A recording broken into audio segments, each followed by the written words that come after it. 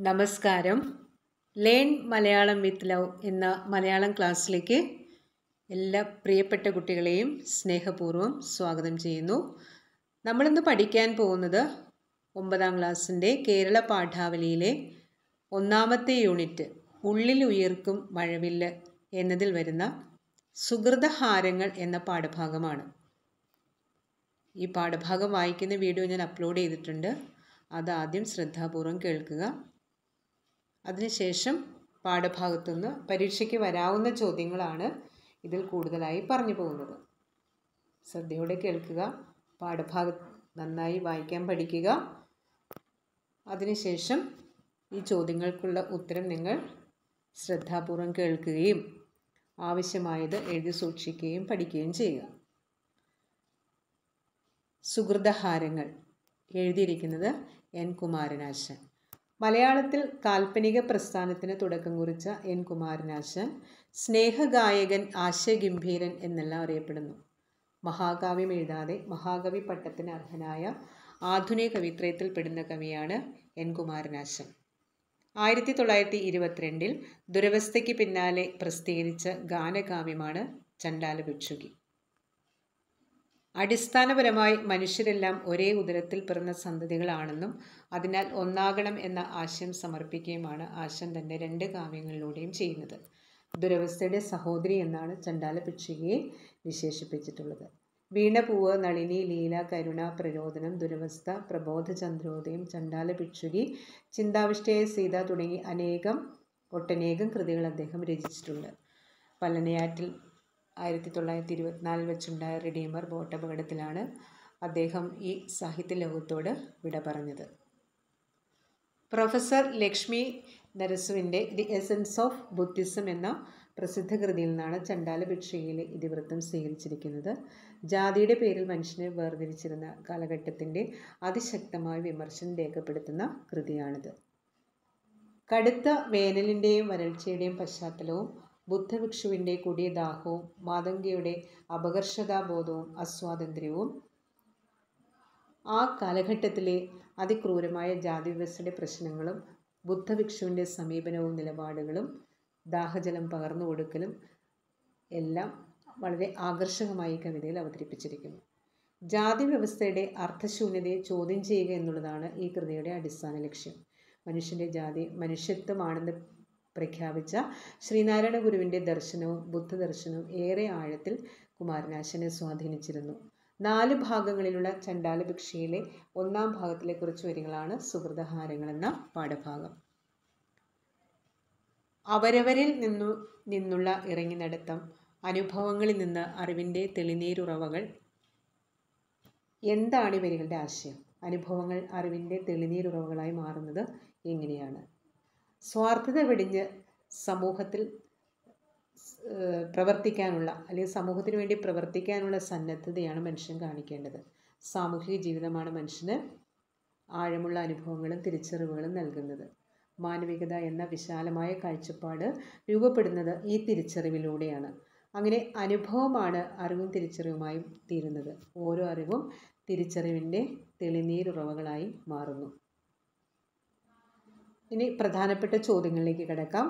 ഭിക്ഷു ദാഹജലം ചോദിച്ചപ്പോൾ മാതംഗി അമ്പരന്നതിൻ്റെ കാരണം എന്താവാം? അതായത് ആനന്ദഭിക്ഷു ദാഹജലം ചോദിച്ചു. ആ അവസരത്തിൽ മാതംഗി അമ്പരന്ന് നിന്ന് പോയി എന്ന് പറയുന്നുണ്ട്. എന്താണ് അമ്പരക്കാൻ കാരണം? എന്താണ്?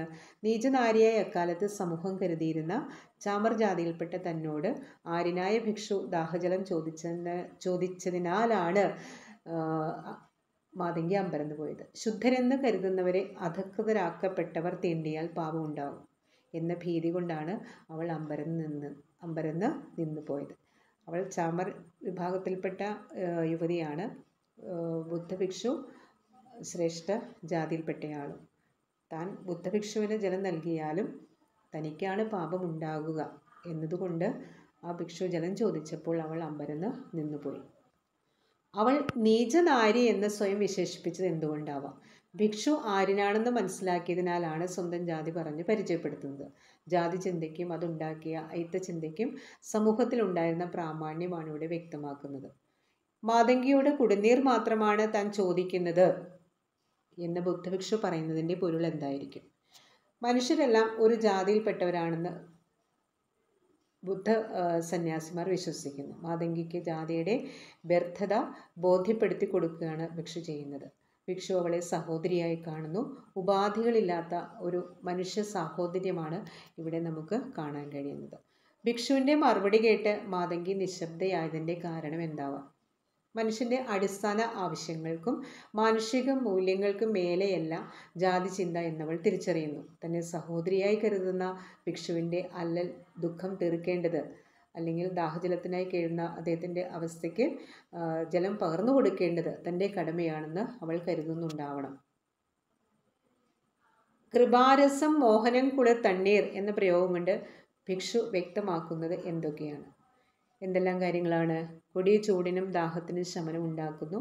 സമഭാവനയുടെയും മാനവികതയുടെയും അടയാളമായി കുളിർജലം ഇവിടെ മാറുന്നു. ഭിക്ഷ കൊടുക്കൽ കാരുണ്യവുമായിട്ട് മാറുന്ന ഒരു മഹനീയ ദൃശ്യമാണ് ഈ വരികളിലൂടെ നമുക്ക് ദർശിക്കാൻ കഴിയുന്നത്. ഭഗിനി, ഓമലെ, സോദരി എന്നിങ്ങനെ ആര്യനായ ഭിക്ഷു വിളിച്ചപ്പോൾ മാതംഗിയുടെ മനസ്സിൽ ഉയർന്ന ചിന്തകൾ എന്തെല്ലാമായിരിക്കും? ഗ്രാമത്തിൻ്റെ പുറത്ത് വസിക്കുന്ന ചണ്ടാല ജാതിയിൽപ്പെട്ടവളായ ഈ മാതംഗി അവളെ ഭഗിനി, സഹോദരി എന്നൊക്കെ സ്നേഹാർദ്രമായിട്ട് സംബോധന ചെയ്ത ഭിക്ഷുവിനോട് സ്നേഹവും ആദരവും ആരാധനയും തോന്നിയിരിക്കുകയാണ് അവൾക്ക്. ഭിക്ഷുവിൻ്റെ വാക്കുകൾ അവളുടെ ഉള്ളിൽ കാരുണ്യവും സാഹോദര്യവും ഉണർത്തുന്നു. അല്ലല്ലെന്തു കഥയിതു കഷ്ടമേ അല്ലലാലങ്ങു ജാതി മറന്നിതോ. മാതംഗി ഇങ്ങനെ ചോദിക്കുന്നത് എന്തുകൊണ്ടാവാം? കൊടിയ ദാഹത്തിൽ ഭിക്ഷു ജാതി നിയമങ്ങൾ മറന്നുപോയോ എന്നാണ് മാതംഗി ആശങ്കപ്പെടുന്നത്. അക്കാലത്ത് ജാതീയമായ അടിമത്ത ചിന്ത ശക്തമായിരുന്നു എന്നാണ് ഈ വാക്കുകൾ ധ്വനിപ്പിക്കുന്നത്. ഏത് ദുഃഖത്തിലും ദുരിതത്തിലും ജാതീയമായ ധർമ്മം മറക്കാൻ പാടില്ല, എല്ലാറ്റിനേക്കാളും വലുത് ജാതി എന്ന് ഭിക്ഷുവിനെ അവൾ ഓർമ്മിപ്പിക്കുകയാണ്.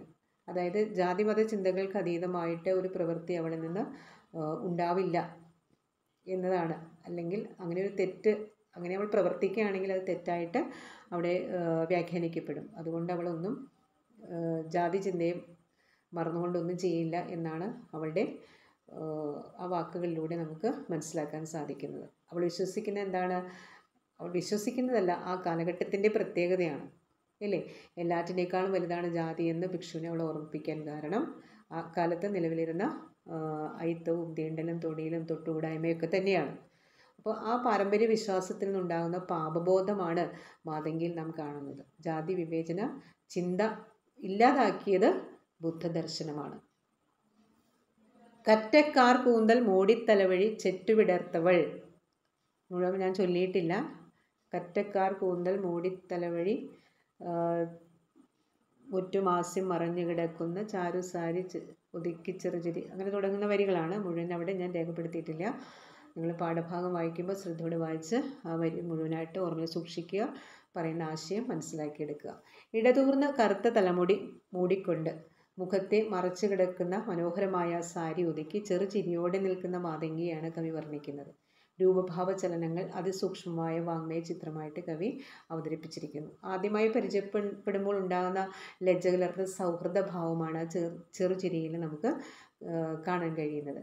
അയിത്ത ജാതിക്കാരായി അകറ്റി നിർത്തപ്പെട്ട തന്നെ സാഹോദര്യഭാവത്തിൽ ഭിക്ഷു സമീപിച്ചത് അവളുടെ മനസ്സിൽ ഉണർത്തിയ ആഹ്ലാദവും ചെറുചിരിയിൽ സൂചിതമാകുന്നുണ്ട്. ഇനി ആശയം വിശദീകരിക്കാനായിട്ട് ചോദിച്ചിരിക്കുന്നത് എന്താണ്? തൂമ തേടുന്തൻ പാളക്കിണറ്റിലിട്ടോമൽ കയ്യാൽ കയറ് വലിച്ചുടൻ, അല്ലേ? വരി ഓർമ്മയുണ്ടല്ലോ. പാഠഭാഗം തുടങ്ങുന്നത് അങ്ങനെയാണ്. അതിൻ്റെ ആശയം എന്താണ്? കിണറിൽ നിന്ന് വെള്ളം കോരുന്ന മാതംഗിയുടെ ചലനങ്ങൾ സൂക്ഷ്മമായി അവതരിപ്പിക്കുകയാണ് കവി ചെയ്യുന്നത്.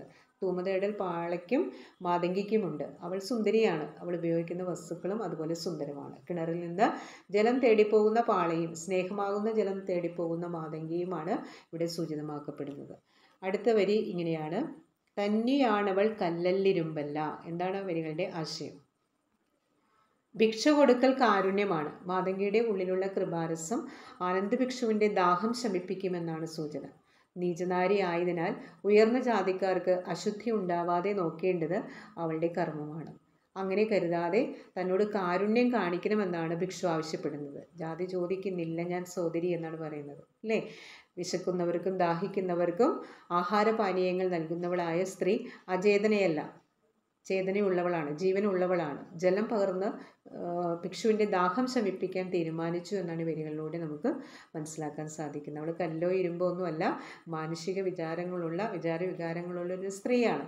അപ്പോൾ ഭിക്ഷു ജാതിയല്ല, കുളിർ ജലമാണ് ചോദിക്കുന്നത്. എനിക്ക് ദാഹനീരാണ്, ദാഹം ശമിപ്പിക്കാനുള്ള തണ്ണീരാണ് താൻ ആവശ്യപ്പെടുന്നത് എന്ന് വീണ്ടും സ്നേഹത്തോടെ സോദരി ഓമലെ എന്നൊക്കെ വിളിച്ച് വിശേഷിപ്പിക്കുമ്പോൾ ആർക്കാണൊരു മനഃശാഞ്ചല്യം ഉണ്ടാവാത്തത്? തീർച്ചയായും അവളൊരു മനുഷ്യ സ്ത്രീയാണ്. വികാരങ്ങളുള്ള അവൾക്ക് ജലം പകർന്നു കൊടുക്കാതിരിക്കാൻ നിവൃത്തിയില്ല. അവൾ കൊടുക്കാൻ തയ്യാറായി എന്നുള്ളതാണ് ഇവിടെ സൂചിതമാകുന്നത്. വിസ്ഫാരിത താര എന്താണ് വരിയുടെ ആശയം? ആര്യൻ നീചനാരിയിൽ നിന്ന് ജലം വാങ്ങി കുടിക്കുക എന്നത് അവിശ്വസനീയമാണ്. അതാണ് വിസ്മയമാർന്നതിന് വിസ്ഫാരിതത്താരയായി തെല്ലു നിന്നു മൈക്കണ്ണിയാൾ.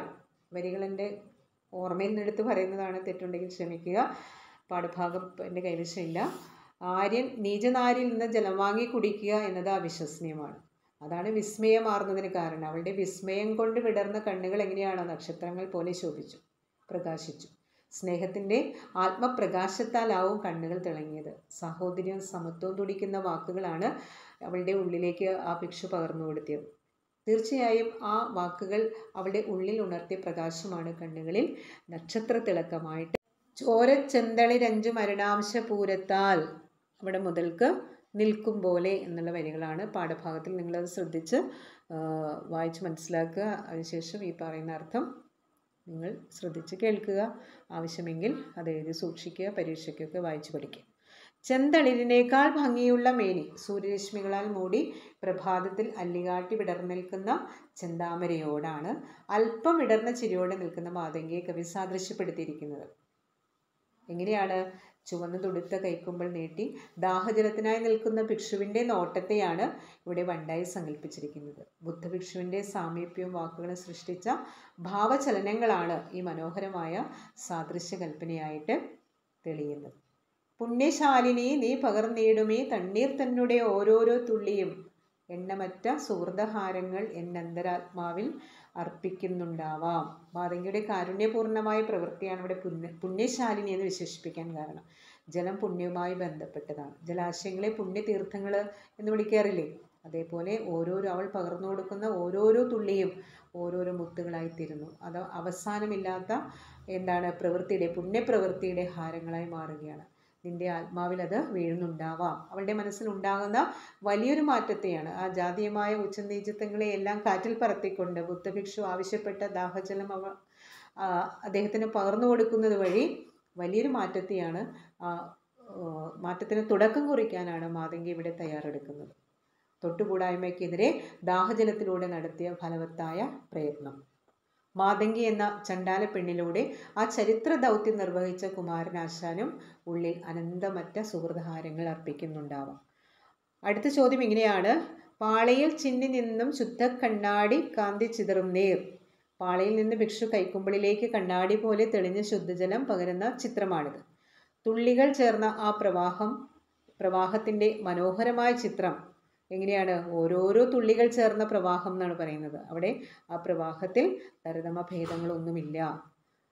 മനുഷ്യൻ്റെ ജാതി മനുഷ്യത്വമാണ്. ശ്രീനാരായണ ഗുരു പറഞ്ഞു. എൻ്റെ സാമൂഹ്യ ദർശനം 3 വാക്കുകളിൽ സംഗ്രഹിക്കാവുന്നതാണ്. ഇതാര് പറഞ്ഞതാണ്? സമത്വം, സ്വാതന്ത്ര്യം, സാഹോദര്യം. ഇത് ഡോക്ടർ BR അംബേദ്കറുടെ വാക്കുകൾ. ഈ കാഴ്ചപ്പാടുകൾ തന്നെയാണ് സുഹൃതഹാരങ്ങൾ എന്ന കവിതാഭാഗത്ത് പ്രകടമാകുന്നത്. ശരിയാണോ? നിങ്ങളുടെ അഭിപ്രായം എങ്ങനെയായിരിക്കും? അതായത് സമത്വം, സ്വാതന്ത്ര്യം, സാഹോദര്യം എന്നാണ് ഡോക്ടർ BR അംബേദ്കർ പറയുന്നത്. ഈ കാഴ്ചപ്പാടുകൾ തന്നെയാണ് സുഹൃതഹാരങ്ങൾ എന്ന കവിതാഭാഗത്ത് പ്രകടമാകുന്നത്. മനുഷ്യർ ഒരു ജീവിവർഗം എന്ന നിലയിൽ തുല്യരാണ്. സമത്വം എന്നതിൽ സ്വാതന്ത്ര്യവും അടങ്ങിയിട്ടുണ്ട്. സമത്വബോധമുള്ളിടത്ത് സാഹോദര്യം ഉണ്ടാവും. ഓരോരോ തുള്ളികൾ ചേരുന്നതാണ് പ്രവാഹം. പ്രവാഹത്തിൽ അങ്ങനെ തരതമ ഭേദങ്ങൾ, വ്യത്യാസങ്ങളൊന്നുമില്ല. ഭഗിനി, സോദരി എന്നല്ല ഭിക്ഷു വിളിക്കുന്നത് മാതംഗിയുടെ ഉള്ളിൽ ജാതിക്കതീതമായ സഹോദര സ്നേഹത്തിൻ്റെ സുഹൃതഹാരങ്ങൾ അർപ്പിക്കുകയാണ് ചെയ്യുന്നത്. പ്രിയപ്പെട്ട കുട്ടികൾക്ക് ഇത് ഗുണം ചെയ്യും. നിങ്ങൾക്ക് പാഠഭാഗങ്ങൾ കൂടുതൽ മനസ്സിലാക്കാൻ പ്രയോജനപ്പെടും എന്ന് ഞാൻ മനസ്സിലാക്കുന്നു. തീർച്ചയായും നിങ്ങൾക്ക് ഈ ക്ലാസ് ഇഷ്ടപ്പെട്ടാൽ ലൈക്ക് ചെയ്യാനും സബ്സ്ക്രൈബ് ചെയ്യാനൊന്നും മറക്കരുത്. പാഠഭാഗം വായിക്കുന്ന വീഡിയോ അപ്ലോഡ് ചെയ്തിട്ടുണ്ട്. അത് കുറച്ചേറെ മുമ്പ് അപ്ലോഡ് ചെയ്തിട്ടുള്ളതാണ്. തീർച്ചയായും നിങ്ങളത് കേൾക്കുക. പാഠഭാഗം നന്നായി വായിക്കാൻ പഠിക്കുക. പാഠഭാഗം വായിക്കാൻ പഠിച്ചാൽ തന്നെ എല്ലാ ചോദ്യങ്ങൾക്കും ഉത്തരം നിങ്ങൾക്ക് ഭംഗിയായി എഴുതാൻ സാധിക്കും എന്നുള്ളത് തന്നെയാണ്. Okay, thank you.